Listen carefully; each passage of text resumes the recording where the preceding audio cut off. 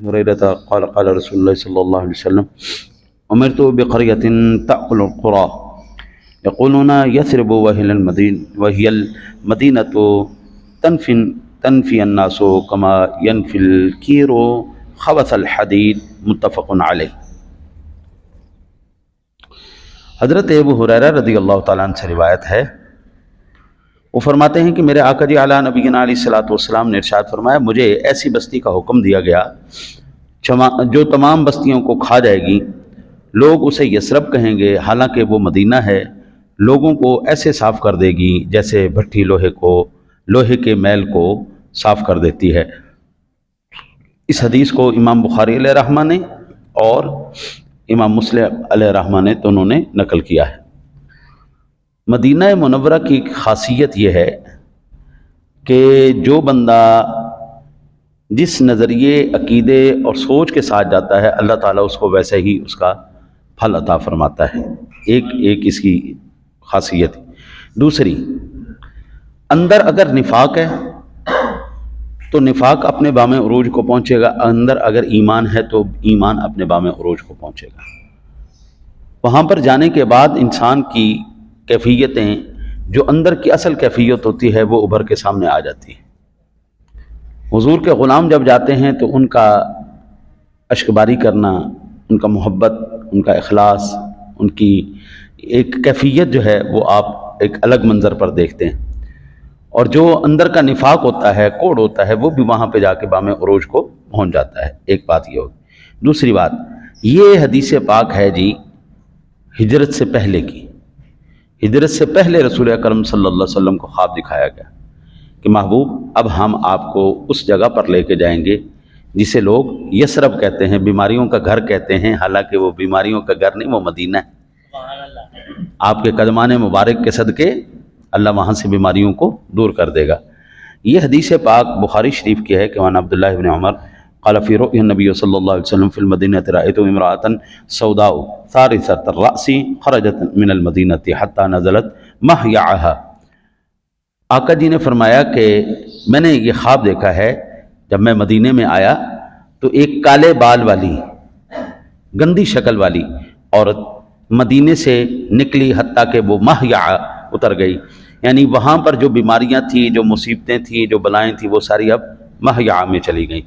وہ علاقہ کٹاؤ دار علاقہ تھا، سیلاب کی وجہ سے وہاں پر زیادہ تباہیاں اور یہ بیماریاں اور وبا جو ہے وہاں پر زیادہ تھی، تو مدینے سے چھوڑ کر وہاں پہ چلی گئی۔ ایک بات یہ ہوگی۔ تیسری بات جو اس حدیث پاک میں بیان کی گئی ہے کہ وہ تمام ملکوں کو کھا جائے گی، تمام شہروں کو، اس سے مراد یہ ہے کہ اس خطہ ارضی سے، مدینہ منورہ سے ایسے مجاہدین اور فاتحین اللہ تعالیٰ پیدا فرمائے گا جو پوری دنیا پر غالب آ جائیں گے۔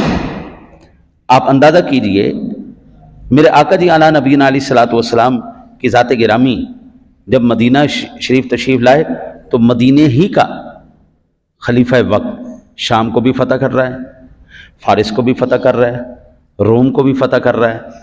آقا جی علیہ الصلوۃ والسلام کی آمد کے بعد پھر یہاں سے سارے فاتحین نکلے اور انہوں نے پورا شام، عراق، ایران، مصر، لبنان، یہ ساری حتیٰ کہ روم تک فتح کیا، اور وہ ساری کائنات کے خزانے، وہ سارے، ظاہر بات ہے فاتح ہوئے تو مرکز میں ہی آنا ہے نا جی، جو بھی آنا ہے بیت المال میں ہی آنا ہے سارا، وہ سارا خزانہ ادھر آیا۔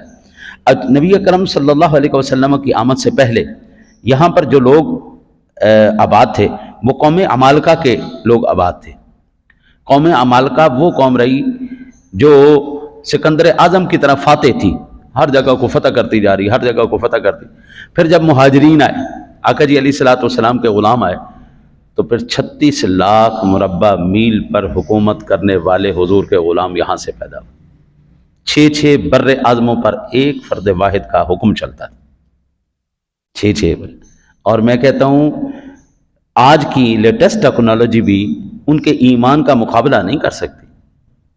مقام نہاون 1400 کلومیٹر دور ہے مدینہ منورہ سے۔ منبر رسول پر فاروق اعظم رضی اللہ تعالیٰ عنہ کی ذاتی گرامی خطبہ بھی دے رہے ہیں، جمعہ کا خطبہ ہو رہا ہے، ادھر خطیب بھی ہیں، امیر المؤمنین بھی ہیں، اور ادھر منظر جنگ کا بھی دیکھ رہے ہیں، میدان جنگ میں بھی، اور وہیں پر کھڑے ہو کر آواز دیتے ہیں یا ساریۃ الجبل یا ساریۃ اوے ساریہ پہاڑ کے پیچھے بھی دیکھ، دشمن ادھر سے بھی حملہ کر رہا ہے، ادھر سے بھی حملہ کر رہا ہے۔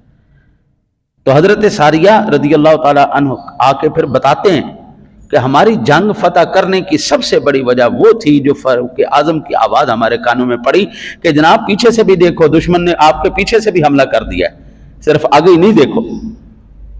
تو پھر حضور کے غلام ایسے بھی پیدا ہوئے اسی مدینے سے، اسی مدینے نے۔ اور روئے زمین پر آج جتنے بھی شہر ہیں، جتنے بھی شہر، ان میں سے جو مقدس مقامات ہیں میں سب کا احترام کرتا ہوں، عزت کرتا ہوں، لیکن حضرت جو مدینے کا مقام ہے وہ پوری کائنات میں کسی اور شہر کا مقام نہیں ہے۔ سب سے بڑی وجہ، کائنات کے سب سے قیمتی خزانہ، سب سے قیمتی ترین شخصیت، باعث تخلیق کائنات، حضور سرور کائنات، فخر موجودات، صدر کائنات، آپ جناب رسالت مآب صلی اللہ علیہ وسلم کا روضہ انور، مقام آخر وہی ہے، آپ وہی جلوہ گر۔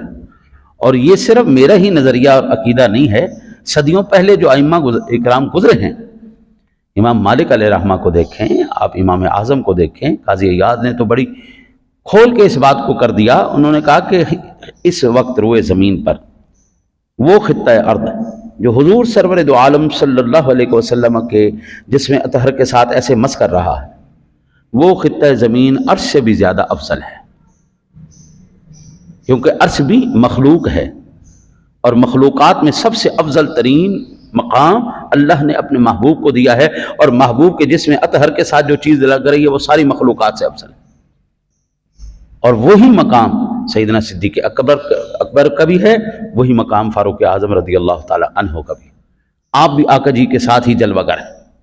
تو یہ وہ تمام، اب اس وقت علماء کرام فرماتے ہیں جو مدینے کو یثرب کہے وہ گناہ گار آدمی، اس کو توبہ کرنی چاہیے۔ جب حضور نے اس کو مدینہ بنا دیا ہے، آپ اس کو یثرب کیوں کہتے ہیں؟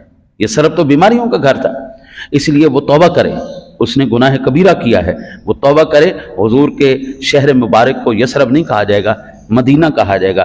اور پھر اگر کوئی آپ کو دھوکہ دینے کی کوشش کرے، قرآن پاک کے اندر ہے یا اہل یثرب لا مقام لکم فارجعوا، تو یہ منافقین کا کلام ہے۔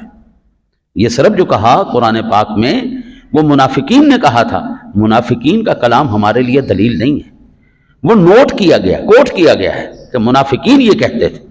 جیسے قرآن پاک کے اندر یا ایھا الذین آمنوا لا تقولوا راعنا وقولوا انظرنا، اے ایمان والو راعنا نہ کہا کرو، انظرنا کہا کرو۔ اب یہ راعنا ایمان والے کا کلام نہیں تھا، وہ راعینا وہ منافقین کرتے تھے، وہ اس کو بگاڑ دیتے تھے۔ اللہ کو لفظ ہی پسند نہیں آیا کہ یہ لفظ بھی ایسا نہیں ہونا چاہیے کہ جس کے اندر کوئی گستاخی کا شائبہ تک ہو، کرنا تو بڑی دور کی بات، اس لیے وہ الفاظ بھی بدل دی۔ آج الحمدللہ ہم ببانگ دہل اور سینہ کھول کے ہم کہتے ہیں یا رسول اللہ انظر حالنا، یا حبیب اللہ اسمع قالنا، اننی فی بحر ہم مغرقون خذ یدی ساحل لنا اشقالنا۔ ہم الحمدللہ ہمارا ایمان اور عقیدہ ہے تو زندہ ہے واللہ، تو زندہ ہے واللہ، میری چشم عالم سے چھپ جانے والے اگر نظر نہیں آ رہا تو میری آنکھ کا قصور ہے، ان کے مقام کا قصور نہیں، ان کا مقام اسی طرح۔ میں چھوٹی سی مثال دے کے آپ کو عرض کروں، فرشتے اترتے ہیں یا نہیں اترتے؟ لیکن مجھے تو نظر نہیں آتے، آپ کو تو نظر نہیں آتے۔ اگر آپ کو نظر نہیں آتے تو کیا مطلب ہے کہ فرشتوں کا انکار کر دیا جائے گا؟ ابھی عصر کا وقت ہے نا، صبح کے فرشتے بھی اکٹھے ہیں یہاں پہ، اور شام کو جو ڈیوٹی کریں گے وہ بھی فرشتے اکٹھے ہیں یہاں پہ۔ عصر کی نماز کے بعد جب ہم اٹھ کے جائیں گے، جو صبح والے فرشتے ہیں وہ واپس اللہ کی بارگاہ میں چلے جائیں گے، جو رات والے فرشتے ہیں وہ ہمارے ساتھ ہی رہ جائیں گے۔ یہ تو ہر روز ہوتا ہے، میری آنکھ نہیں دیکھ رہی، اس میں ان کا قصور کوئی نہیں، وہ اپنا مقام، اپنی ڈیوٹی، اپنا معاملات پورے کر رہے ہیں۔ نہیں نظر آ رہا تو مجھے نہیں نظر آ رہا، دعا کرو اللہ تعالیٰ آپ کو مجھے حضور سرور دو عالم صلی اللہ علیہ وسلم اور آپ کے شہر مبارک کی عظمت نصیب فرمائے۔ اللہ